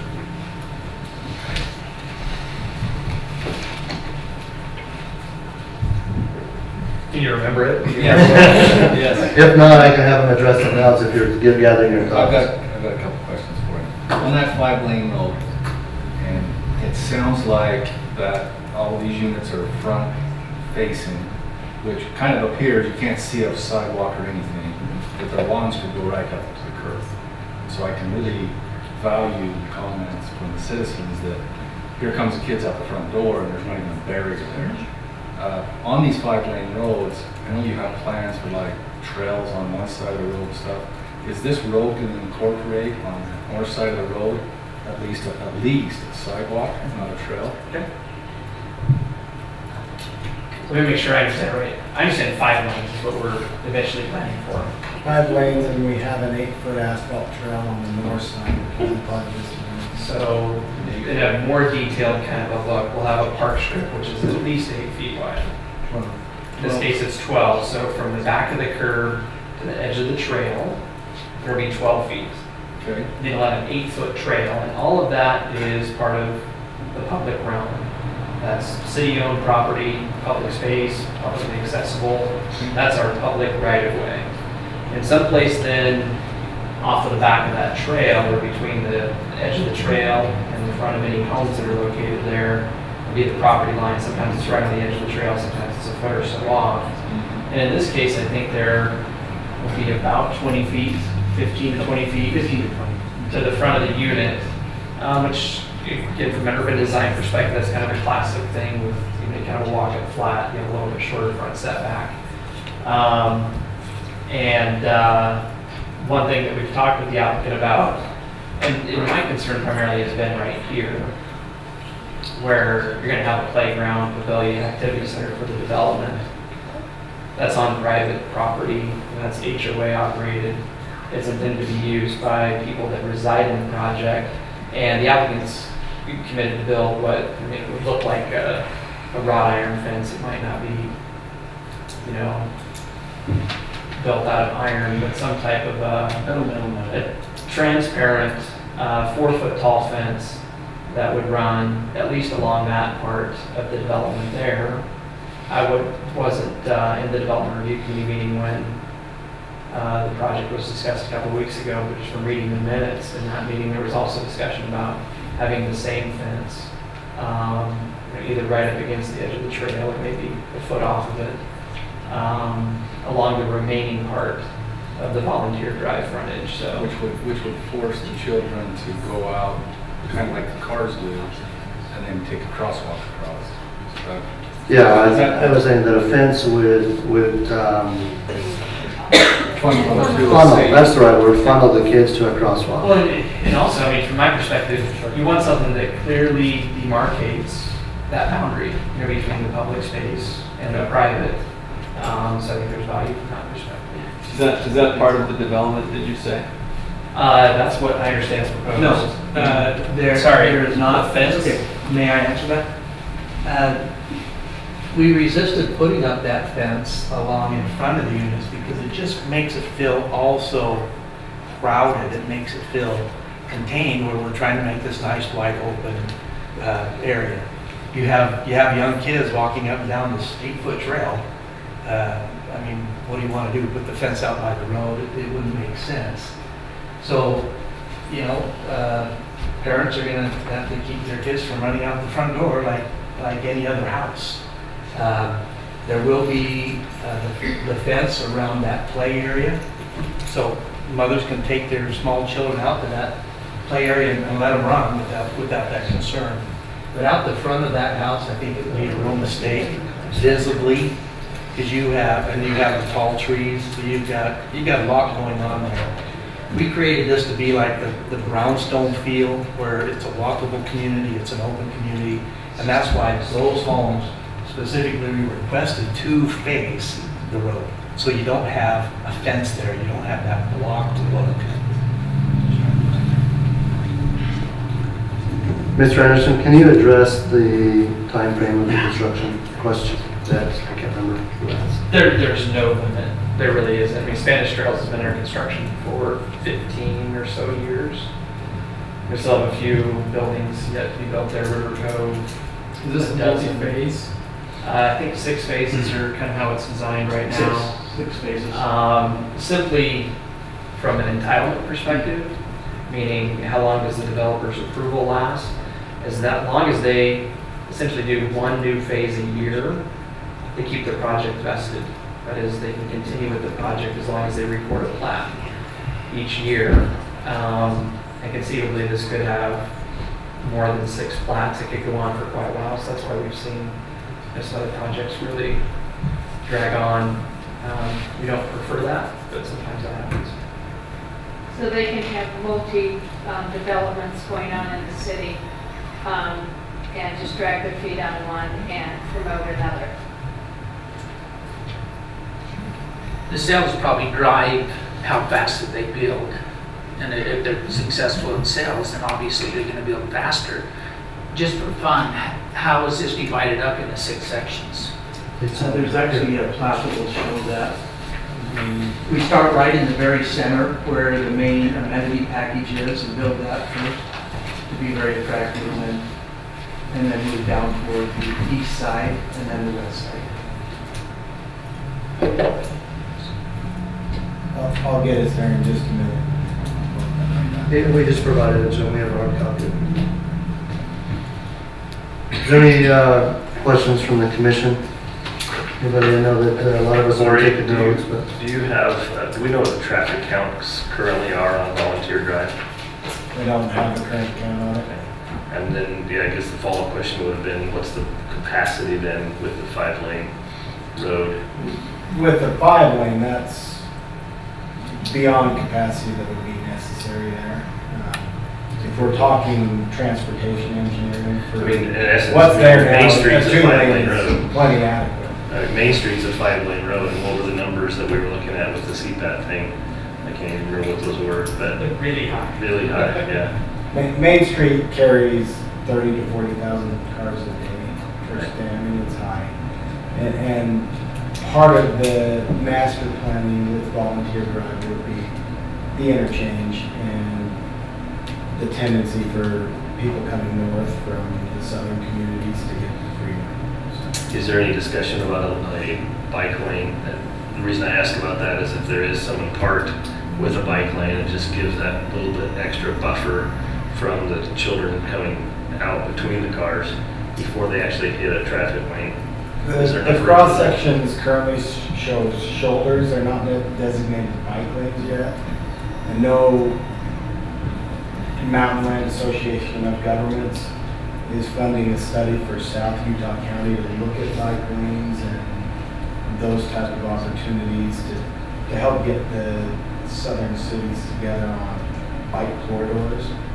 Roads like this one would make sense, but plans are not in place yet, but I think that they're coming. And then last question I have, these are all for you, Corey, but is that what's the threshold for adding another light going down Volunteer? I mean, are we close to that? Are we not close to that? I wondered if they're at Park and Volunteer, whether that made sense to provide a signalized intersection there. Not knowing the volume, I can't answer that for sure. I would guessing basing on experience with other signals and intersections, I would say we're quite a ways off from needing some sort of signalized intersection. Driving it every day, I'd say we're far from having a need for a light in that corner. It's based on wait time at intersections. When those wait times and of course cars backing up get high enough, it is, and sometimes signals can increase that depending on how it goes. Right now, Volunteer Drive just goes through at that intersection with this stop sign at Park. So. Yes. Okay. Someday, perhaps, but I would say we're quite a ways off. Okay. Commissioner Wilkinson, you have anything? No. Commissioner Nelson? Well, I was just going to say, I'm glad you brought up the fact that if you're looking to buy a home, this would be a lot more opportunity to get into a home like a townhome here than to buy probably one of these types of homes. So it does allow for some of the people who might want to live in Spanish Fork who couldn't afford to buy that to buy this one. One thing I didn't even think about until it was just mentioned, although it's always the case, is this won't be built out for quite a long time. So hopefully, however this goes, hopefully, with the concern of the traffic and the impact, going in phases and taking 6+ years to really build out, maybe that would allow for whatever changes need to be made and adjustments so that, all of us living in this area, if this is going to be a big impact like we think, maybe that helps us absorb it, including the school plan for the school and the students. I don't know. But There's going to need to be some adjustments for Volunteer. I mean, the final plans have not been approved, and I haven't seen them. But UDOT is looking at an exit right in this area here that comes down and swoops through here. So say that Benjamin and Salem exit traffic is going to be coming through, and that UDOT is looking at that in the future. So 5, 10, we don't know the exact plan. We don't even know the exact plan yet. We know it's a phase 2 project, meaning 2025 to 2035. That's as detailed as. But as we look at an exit right here in this area, it comes down first and transitions over here to Volunteer. It's going to eliminate a lot of traffic on Main Street, but all these people are going to be cutting through here, and so we are going to have some adjustments, and that's going to be a UDOT-driven type project. So that's why we're looking at that 5-lane and transitions, and it will be some adjustments. There will be some adjustments. So in the big scheme of things, between this intersection and a lot of the other development, there will be some adjustments need to be made. So, Commissioner Tanner, did you have anything else? I'm just kind of concerned about that 700 South not hooking to Main Street. But maybe as time goes on, when it's going to be in phases, that will be recognized and have an opportunity. But that just seems like 700 South ought to hook on to Main Street eventually. Especially if it was all complete. It just seems like everything's going out on the volunteers. but it'll prove itself out if it's coming in phases. Yeah, I don't know if it's something we should say now. What's the agreement with the school district? And Yeah. I don't get that. And I'm worried about speaking a little bit out of turn here, but let me just try to add a little bit more thought to that issue, Brad. Somebody mentioned the school district at some point in here might be able to close that road off. That I'm aware of, they quite probably could do that, maybe not. We know that here, this part of the route to Landmark, that is Nebo School District owned. They talked to us about perhaps taking that over and making it a public street to provide a little bit better access to some of the commercial sites along Main Street. The Nebo School District does close access to their parking lots and things like that from time to time, so that could happen there. This was built as a public street, largely so that you'd have a separate access to Landmark versus a means for a development next to Landmark have access through the Landmark property. But again, as far as the actual access to the site, they may be able to close that. And with that said, So it was built, just to understand, as a separate access to the school, not necessarily a separate access to the Main Street. Is that a true statement? I think that's fair to say. Yeah, that's another way to put it. So they were looking ahead, saying that, hey, we want to be able to have people coming in this community to cut through here versus come on Main Street, come up and then back in. I hadn't thought about that. Would be. I think that's part of it. We saw that they're looking at. They wanted another access to the school, and they wanted that to be a public street. And back before Landmark was built, we worked out those plans so that part of the road would be built when this property develops, and that's been in the works. Now, relative to this being any kind of a preferred access to this site or volunteer, we understand the concerns about funneling traffic into the different locations. We like to disperse it at times as best as we can. But when you have a traffic controlled intersection like that, I think this is a case when we want traffic on volunteer. You want it going down to that location where you have traffic control versus vehicles entering and exiting Main Street, where you don't have any kind of protection, where you've got those conflicts that are completely exposed. I'm just wondering about perception.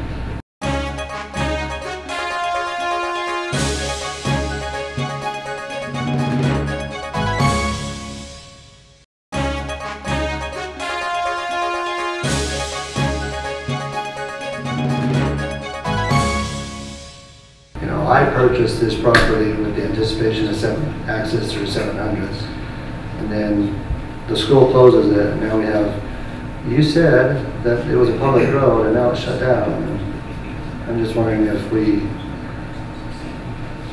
Is it a concern for the residents that would live there that students that go to that school would be cutting through their neighborhood to get to the school rather than going all the way around the Main Street?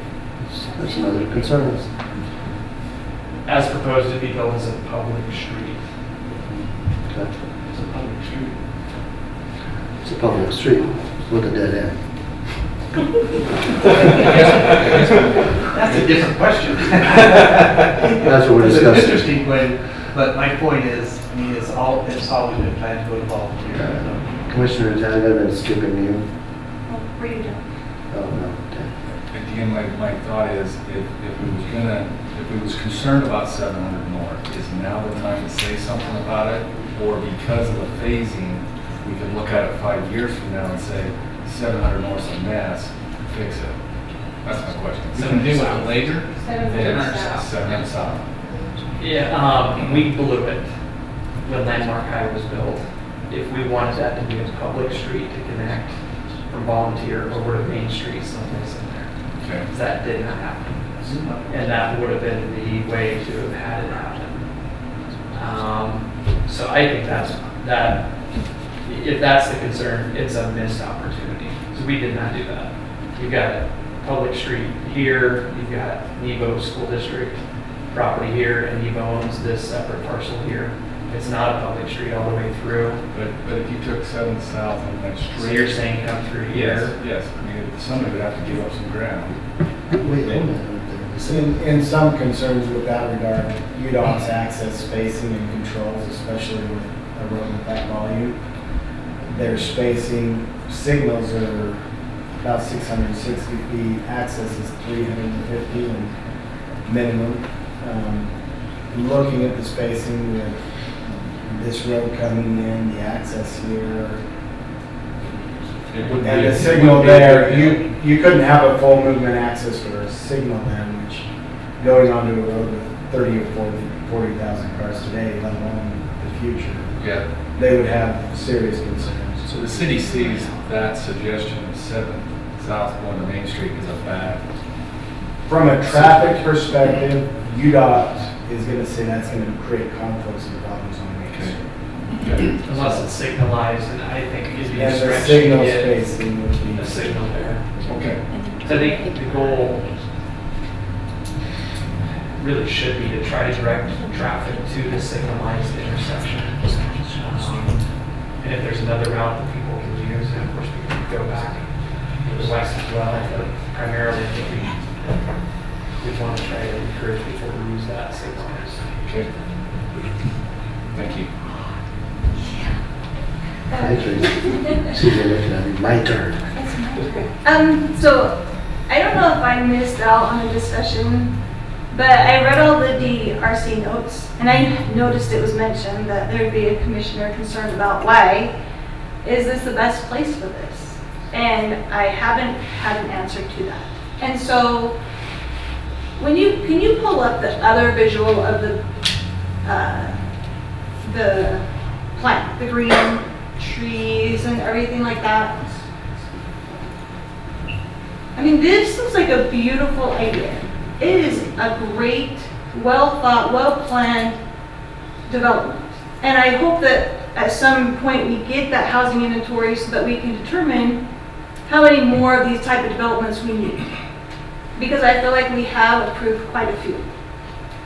But if you go back to the other visual now, and if you'll back out just a little bit, I look at this area, the ballpark's on one side, 2 schools, a church, another ballpark, the rodeo grounds, and I just wonder, is that the place for this?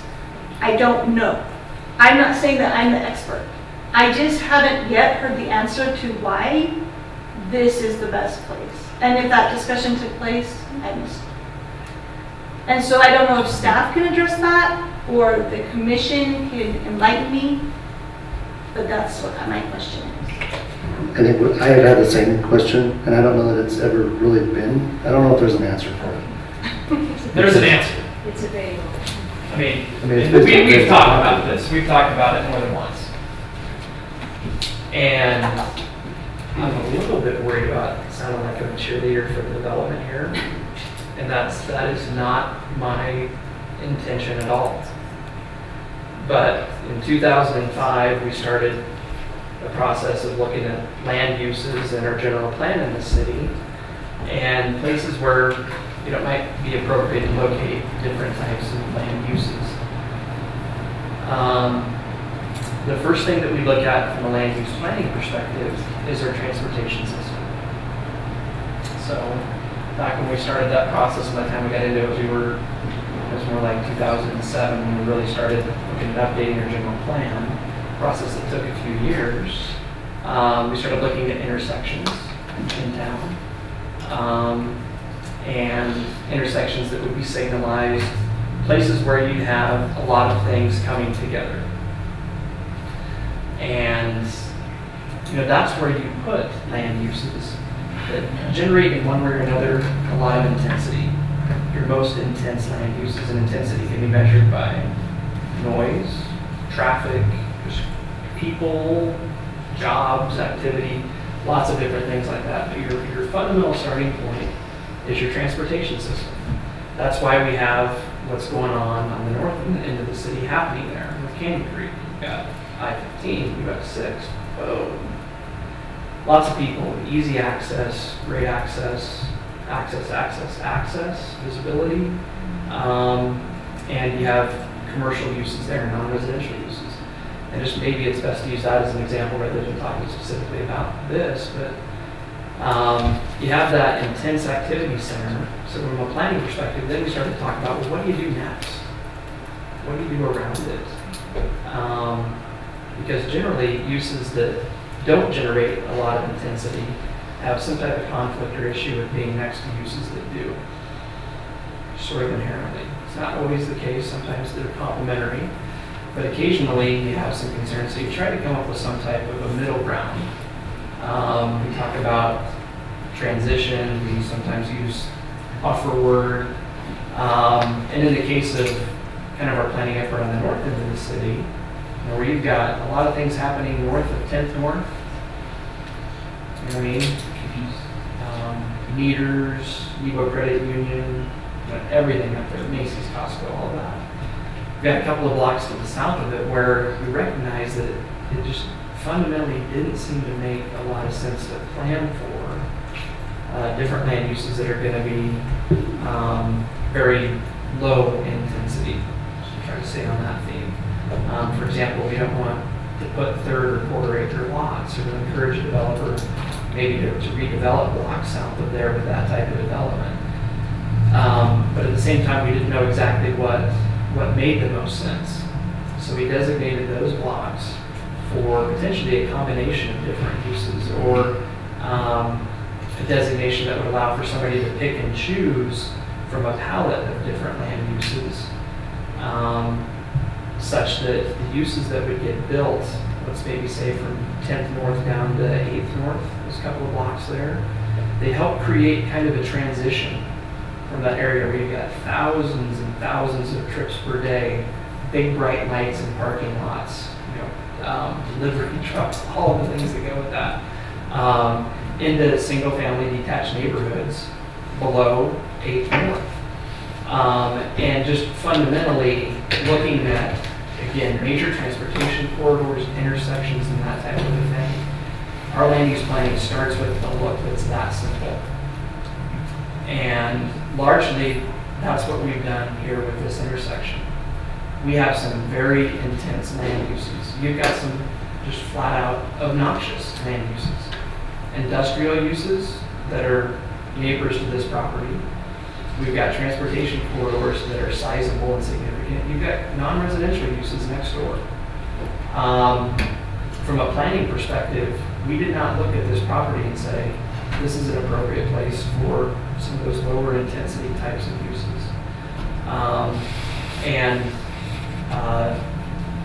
I don't want to be contradictory, I'm not trying to do that, but rather than to say that because there's a school and a park and different things like that, trails in close proximity to this location, rather than to say that those components make this less appropriate for a high-density residential development, our perspective has been the opposite. It's been to say that because you've got great access to those community amenities, those facilities, this is an appropriate place for some kind of more intense land use. If you're going to have higher density housing someplace in the community, generally you want to, so this is just land use planning 101, generally you would want to put those uses in close proximity to those types of community amenities, to activity centers, and ideally they'd be close to shopping, schools, and all different types of things like that. And that's for a lot of reasons, including to preserve neighborhoods elsewhere in the community, so you're not dispersing traffic out as broadly through the community. You are helping to concentrate it. Maybe you're eliminating some vehicle trips and different things like that. So I just don't want anybody to get the wrong idea about the level of thought that we put into this. And I'm not saying by any means that we always get it right, but this concept and idea has not just sort of happened without us collectively making some. But over the years, we've had multiple ideas for this property. Every proposal that we've received for this property has been to put townhomes on it. Every one. That you've received. I'm not receiving what you received from the developer. I'm receiving what we've discussed as a group, or as we've done zoning, as we've done general plan. We've even talked about, parks. We discussed whether we were going to go into reached out to the Park and Recreation one time to see if they had plans for that property, if the city wanted to acquire it for additions to Parks and Recreation. We talked about mixed use and some other areas there. So it's, yes, maybe what you've received from the developer, but we've discussed as a group different ideas. And just to be clear about my personal train of thought for this property, again, when we're talking about that palette of, kind of those transitional land uses that help create a functional neighborly situation between a trucking yard and a park and church and different things like that, it doesn't need to be townhomes. I mean, professional office uses are great for that same kind of thing. Businesses where employees go home at 5 o'clock, you have diminutive lighting, and not a lot of noise after hours. Those can be great neighbors for single family neighborhoods next door, and other things as well. So it's not just townhomes, but relative to the type of use and that level of intensity, townhomes kind of fit in with that same genre, uses that same kind of palette. So I agree completely. There's more than one way to skin the cat, but all we've seen are. Are there any other questions from the commission for staff or amongst each other? Is there anybody that would like to make a motion on this proposal for a zoning change and also preliminary plat? Let's go ahead and do them as separate.